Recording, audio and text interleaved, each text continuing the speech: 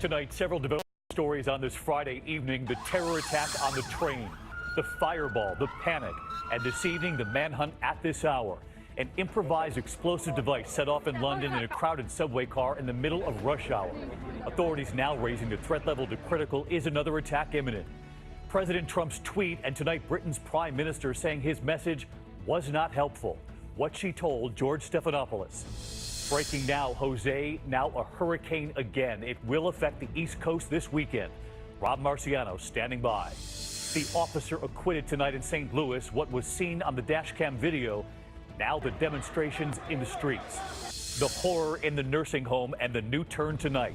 The nursing home now claiming they called the office of the Florida governor looking for help.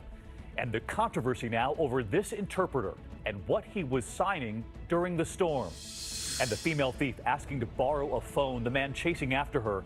She then drags him behind. This is ABC World News Tonight with David Muir. Good evening, and it's great to have you with us here on a Friday night. And we begin with the terror attack in London tonight. The urgent manhunt at this hour, the threat level raised now at critical. The highest level. Is another attack imminent? It comes after a bomb exploded during rush hour on a crowded subway car, passengers scrambling to get away, describing the fireball they saw. First responders rushing to help, and tonight ISIS now claiming responsibility, saying other devices are hidden on the trains.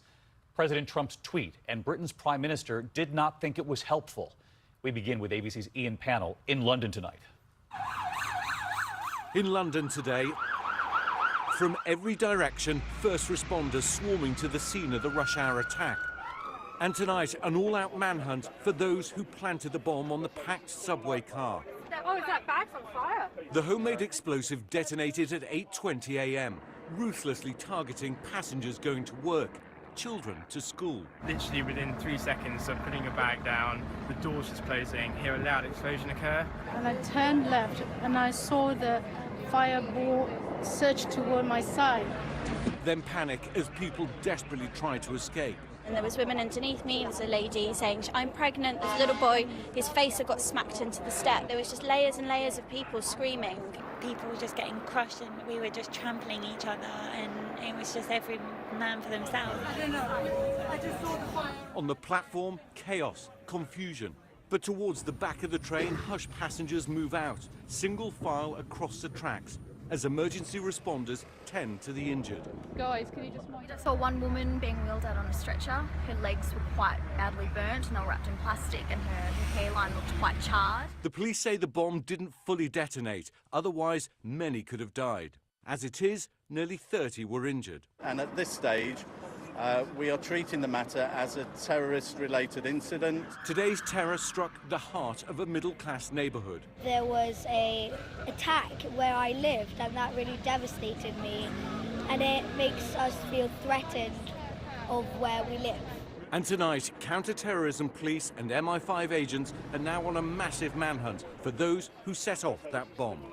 And Ian Pannell joins us from outside that London subway station. And Ian, we know there are lots of cameras inside the subway. I gather investigators have been poring over surveillance video.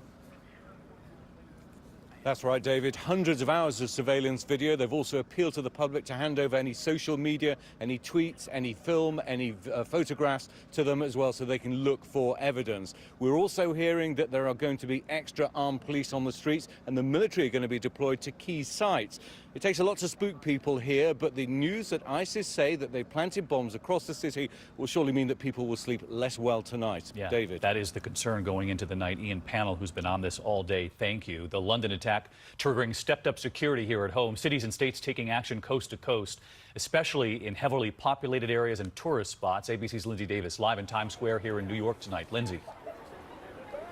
Good evening to you, David. Tonight, the NYPD says they are not taking any chances in the event of a copycat. Unfortunately, they know this drill well, and once again, they are beefing up security. That, of course, includes bomb-sniffing dogs, increased police presence, heavy weapons teams. They say there have been no direct threats to New York City, but they're also monitoring intelligence and asking people to remain vigilant. The governor is calling for increased security at bridges, tunnels, area airports, and mass transportation. New York City is, of course, not alone. The Los Angeles Police Department says that they are also increasing security on buses, on trains, and at major tourist attractions. D.C. police say they're telling riders to remain vigilant. David. Lindsay Davis with us live tonight. Lindsay, thank you. I did mention President Trump's tweet. Here's what he sent this morning. Another attack in London by a loser terrorist. These are sick and demented people who were in the sights of Scotland Yard. Must be proactive. The tweet suggesting the suspect or suspects were in the sights of authorities in London. But were they? And what did the Prime Minister of Britain think of that tweet? George Stephanopoulos asked her that today. Yes, David, the Prime Minister's schedule here at 10 Downing Street was upended by this terrorist attack today. And in fact, I spoke with her right after she emerged from an emergency meeting with her counterterror team. I know you've just met with your counterterror team. What's the latest on what happened today? Yes, well, we've had another terrorist attack in London on the London Underground, a cowardly attack. It was a device that was obviously intended to cause significant harm. Treating it as an act of terror right now. And President Trump was up and tweeting this morning. He said that those behind this were in the sights of Scotland Yard. Is that true? Well, I don't think it's helpful for anyone to speculate on what is an ongoing investigation. The police and the security services are doing the work necessary to discover the full circumstances of this cowardly attack that's taken place and to identify all those who are responsible. As you can see, the Prime Minister not very thrilled with the President's tweet this morning, but right after our interview, she did speak with President Trump. He put in a call and he offered support for Britain right now in the wake of this terrorist attack, and sources here say they will continue to have a constructive relationship. David? George, thank you. Getting reaction from Britain's Prime Minister tonight. And of course, George will have much more of his interview with Prime Minister May. That's Sunday on This Week with George. We'll be watching. In the meantime, we continue tonight. Tough talk from the White House after that news broke while we were on the air last night here. North Korea's latest provocation. The North launching its second ballistic missile over Japanese airspace this year, this time traveling the greatest distance yet. Tonight, administration officials saying they are still giving diplomacy and sanctions a chance, but adding the U.S. does have other plans at the ready. For those who have said and have been commenting about the lack of a military option, there is a military option. Now, it's not what we would prefer to do. So what we have to do is call on all nations, call on everyone to do everything we can to address this global problem short of war. The UN Security Council calling an emergency session today to address the North Korean launch. Back here at home, next tonight to St. Louis, where demonstrators are gathering in the streets after the acquittal of a police officer in the fatal shooting of a black man. Protesters starting to gather right after the verdict was announced. Extra police put on duty tonight. Prosecutors and defense lawyers with very different versions of what the surveillance video actually shows. ABC's Alex Perez from St. Louis tonight.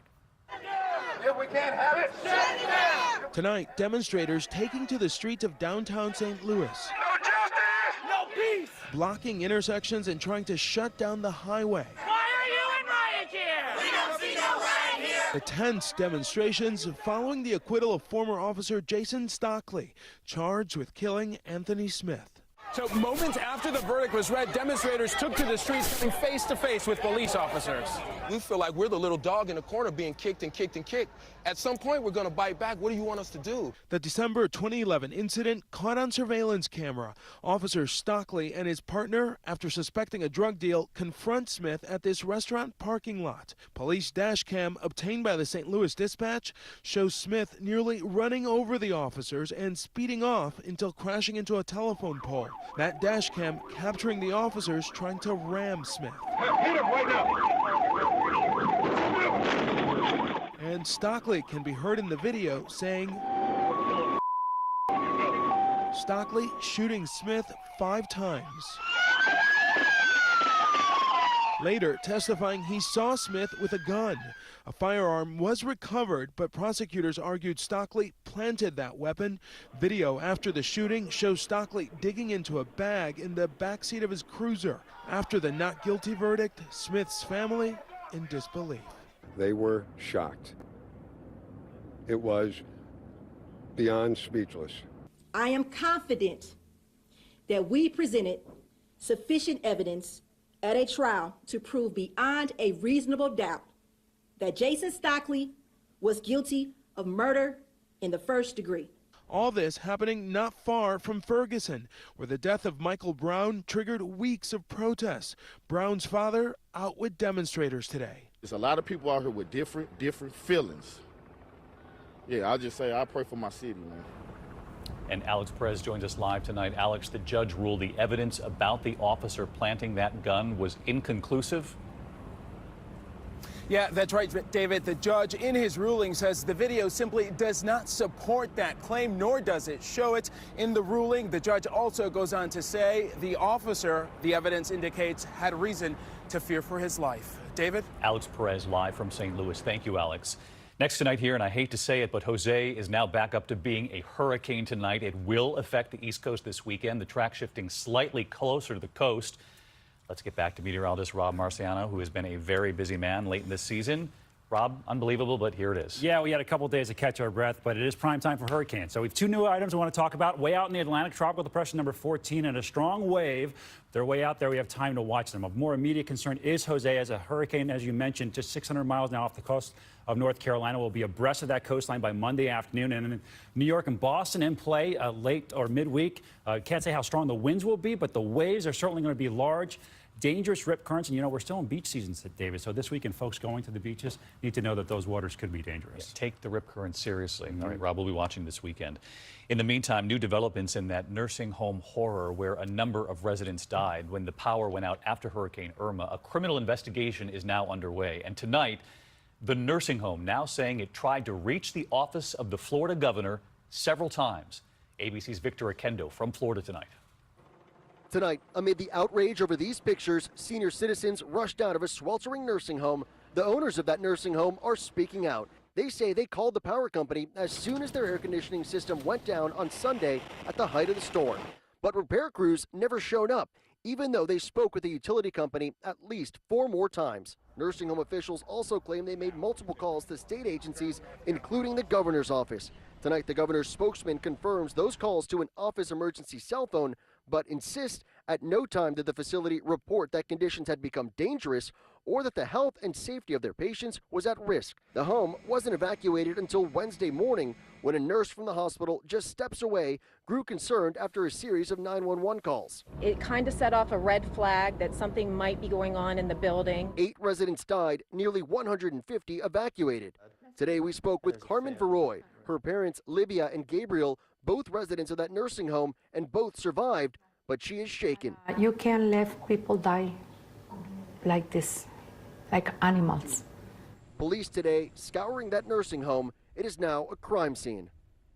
David, we reached out to the power company tonight. They tell us they did register those calls from the nursing home, but other facilities like hospitals were higher priorities. David? Victor Oquendo in Florida for us again tonight. Thank you, Victor. Next this evening, the death of an 18-year-old fraternity pledge at Louisiana State University, prompting the suspension of all Greek life on campus. Preliminary results of the autopsy are just in tonight. And here's ABC's Adrienne Bankert now. Tonight, another tragic fraternity death. Police at Louisiana State University investigating the death of 18-year-old freshman Max Groover. Hazing is dangerous, irresponsible, and unacceptable, and it will not be tolerated at LSU, period. Groover brought from the Phi Delta Theta fraternity house to the hospital Wednesday night. He later died. A preliminary autopsy today finding Groover had a highly elevated blood alcohol level and traces of THC in his system, the chemical found in marijuana, along with swelling in the brain and fluid in the lungs. All Greek activities shut down for now. If we can't stop hazing, I mean, what else is there to do? While it's not been proven that hazing occurred, the fraternity's national organization promises that the chapter and any individuals who are found to have violated our policies will be held accountable. Fraternities on college campuses now under renewed scrutiny after the death of Beta Theta Pi pledge Tim Piazza at Penn State. 14 members of that fraternity are now facing criminal charges. David, the district attorney is telling us that the family's not speaking at this time, but we know that Max Groover had just moved into his college dorm less than a month ago, and now his family is preparing for a funeral. David? Adrienne Bankert tonight. Thanks, Adrienne. There is still much more ahead on World News Tonight this Friday. The controversy over this interpreter. Members of the deaf community asking for an apology tonight after what he signed during the storm. What did he message and why some are outraged tonight? We've reported here on smartphone thefts before. This evening, the woman who asked to borrow a phone and then took off, then dragging the victim when he tried to chase her down. Unbelievable. And the narrow escape tonight, the crossing gate closing behind them.